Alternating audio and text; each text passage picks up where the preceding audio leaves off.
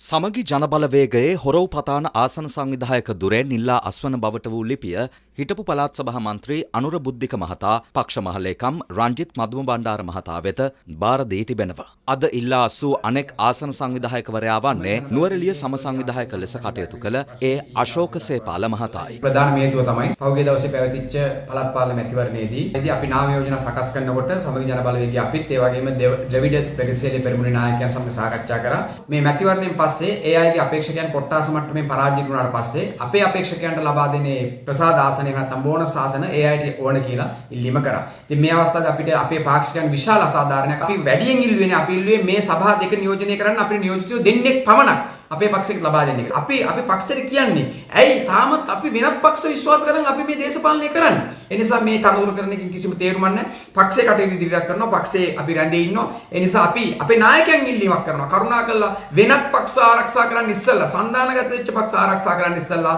අපේ පක්ෂේ සමගි ජනබලවේගයේ පක්ෂේ නියෝජිතයෝ පාක්ෂිකව ආරක්ෂා කරගන්න අපේ නායකයන්ට ශක්තිය ධෛර්යය සහ බුද්ධිය ලැබේවා කියලා අපි මේ අවස්ථාවේදී ප්‍රාර්ථනා කරනවා. මේ අතර සමගි ජනබලවේගයේ රත්තොට ආසන සංවිධායක හිටපු රාජ්‍ය අමාත්‍ය රංජිත් අලුවිහාරේ, මාතලේ ප්‍රධාන සංවිධායක වසන්ත අලුවිහාරේ සහ දඹුල්ල ප්‍රධාන සංවිධායක චම්පික විජේරත්න, ගාල්ල ආසන සංවිධායක හිටපු පාර්ලිමේන්තු මන්ත්‍රී බන්දුලාල් බණ්ඩාරිගොඩ, බණ්ඩාරවෙල ආසන සංවිධායක පාර්ලිමේන්තු මන්ත්‍රී චමින්ද විජේසිරි යන මහත්වරුන් මීට පෙර ඉල්ලා සුණා. අපි කියන විදියට අපි ඉල්ලන විදියට සාධාරණය ඉටු නොවෙනව නම් ගත හැකි වෙන තීන්දුවක් නෑ. අකමැත්තෙන් වුණත් වේදනාවෙන් වුණත් මේ පක්ෂය හදපු දවස් ඉඳලා මේ පක්ෂයට කැපවෙච්ච මිනිස්සු හැටියට අපිට ඉතුරු වෙලා තිබුණේ ආසන සංවිධායක දුරෙන් ඉවත් වෙන එක විතරයි. ඉතින් ඒක කළා. නමුත් ඔය එහෙට මෙහෙට පිල් පැනලා එහෙම දේශපාලනය කරන්න බලාපොරොත්තුවක් නැති නිසා සමගි ජනබලවේගයේ පක්ෂ සමාජිකත්වයේ තවදුරටත් රැඳී ඉන්නවා. මෙවැනි සෙවල ප්‍රතිපත්තිවල ඉඳගෙන ආසන සංවිධායකකම් කරන්න බැරි නිසා ආසන සංවිධායක දුරෙන් ඉවත් වෙලා තියෙනවා. නෑ, මගේ ඉල්ලීම පිළිගත්තේ නෑ. මහලේකම්වරයා ඒ ලිපිය විසි කරා.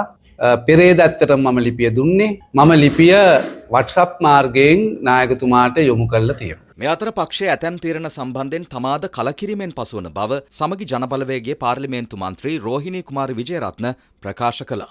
ඇය කියා සිටියේ පසුගියදා පැවති පළාත් පාලන ඡන්ද විමසීමේදී සමගි ජනබලවේගයට හිමි වූ සබික දුරවලට පත් කරන පුද්ගලයන් සම්බන්ධයෙන් කලින් පැවති එකඟතාවයන් වෙනස් කර ඇති බවයි.